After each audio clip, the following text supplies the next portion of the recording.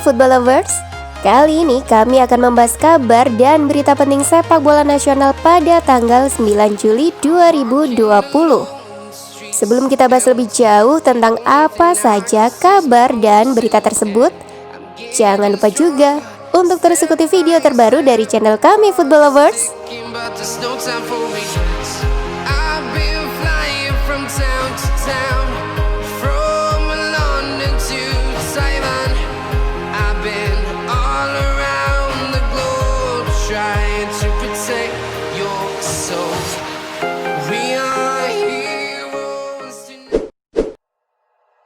Wonderkid Persebaya Surabaya Marcelino Ferdinand berambisi memiliki postur dan skill seperti seniornya Makan Konate.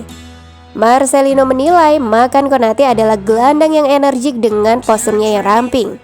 Bila dilihat, Marcelino memang punya kemiripan dengan Konate dari segi postur. Menurut Marcelino, dengan memiliki postur seperti Konate, pergerakannya bakal makin lincah. Tentu saja, ia harus bekerja keras untuk bisa seperti seniornya di Persebaya itu.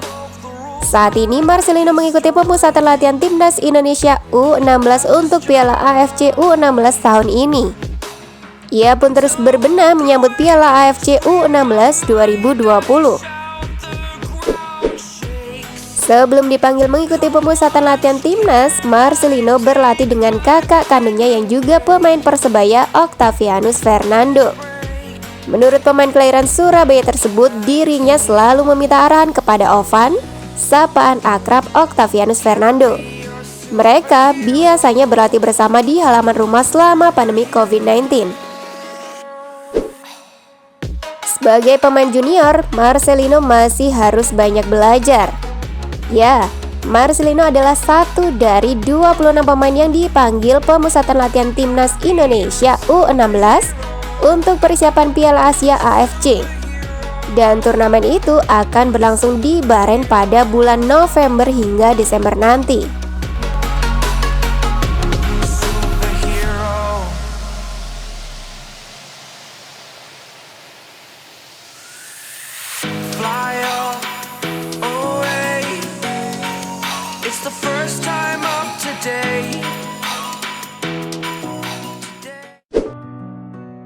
Arema FC angkat bicara soal adanya sejumlah klub yang tak ingin kompetisi Shopee Liga 1 musim 2020 dilanjutkan. Klub berlogo singa mengepal ini mengaku menghormati keputusan klub-klub tersebut kendati bertentangan dengan keinginan mereka. Menurut Rudy, seyogianya kompetisi yang dimulai dengan 18 klub juga dilanjutkan dengan 18 klub yang sama. Namun, jika ada klub yang tak mau melanjutkan kompetisi di tengah pandemi ini, manajer berusia 48 tahun ini mengaku tak mempermasalahkan. Sebelumnya, sejumlah klub menolak melanjutkan kompetisi Shopee Liga 1 musim 2020. Klub-klub tersebut adalah Persebaya Surabaya, Persita Tangerang, dan Barito Putra. Mereka beralasan saat ini terlalu beresiko menggelar lanjutan kompetisi di tengah pandemi yang belum surut juga. Sementara itu, Rudy menyebut ada hal positif yang bisa diraih jika memang ada klub yang tak ikut lanjutan Shopee Liga 1 musim 2020 ini. Salah satunya, subsidi klub-klub tersebut bisa dialihkan untuk keperluan lain.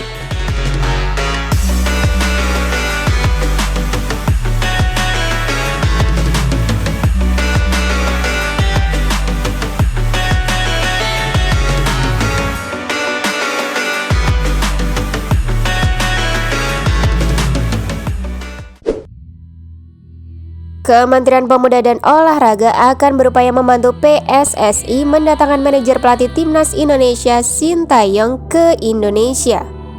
Diberitakan sebelumnya, Sintayong terancam tidak bisa ke Indonesia lantaran adanya peraturan ketat dan larangan dari Peraturan Menteri Hukum dan HAM Nomor 11 Tahun 2020.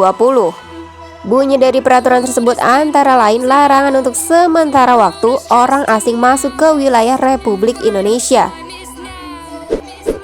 Permenkumham itu ditetapkan secara langsung oleh Menteri Hukum dan HAM Yasona Lauli pada 31 Maret 2020 lalu. Peraturan tersebut diterapkan untuk menekan penyebaran pandemi COVID-19 di Indonesia.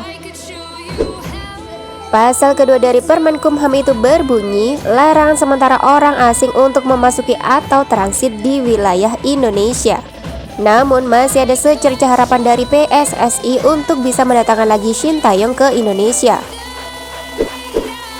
Dalam Permenkumham tersebut pada pasal ke-6 disebutkan, dalam keadaan tertentu, Menteri berdasarkan kewenangannya dapat mengeluarkan kebijakan lain terkait fasilitas keimigrasian sepanjang memberikan manfaat umum.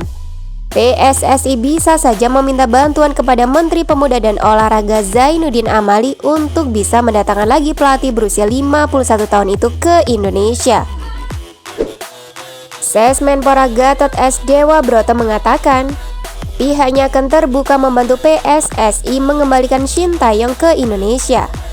Gatot sudah berkomunikasi dengan Wakil Ketua Umum PSSI Iwan Budianto perihal adanya peraturan tersebut. Iwan Budianto memang sempat terkejut dan khawatir tidak bisa mendatangkan lagi Shin Tae-yong ke tanah air. Lebih lanjut, adanya peraturan tersebut tidak membuat PSSI akan kesulitan mendatangkan lagi Shin Tae-yong ke tanah air.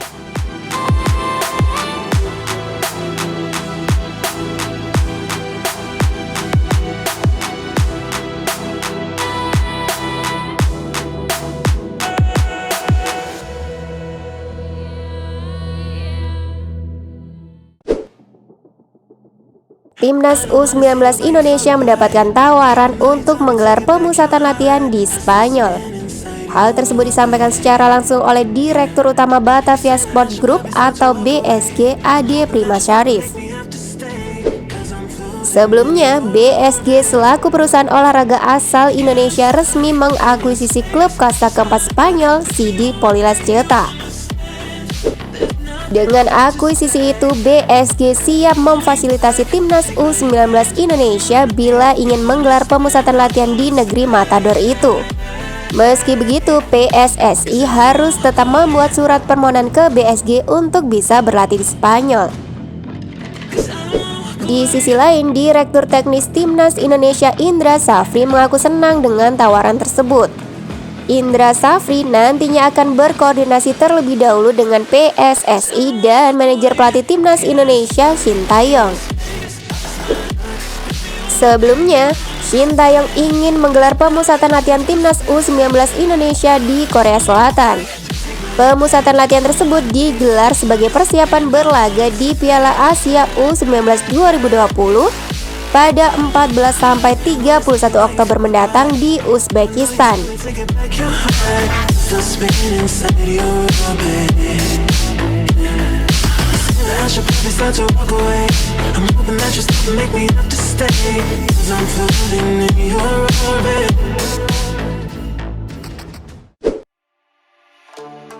Pemain Madura United Greg Nokolo cukup berhati-hati dalam menyikapi keputusan PSSI untuk melanjutkan lagi kompetisi musim 2020, baik Shopee Liga 1 maupun Liga 2.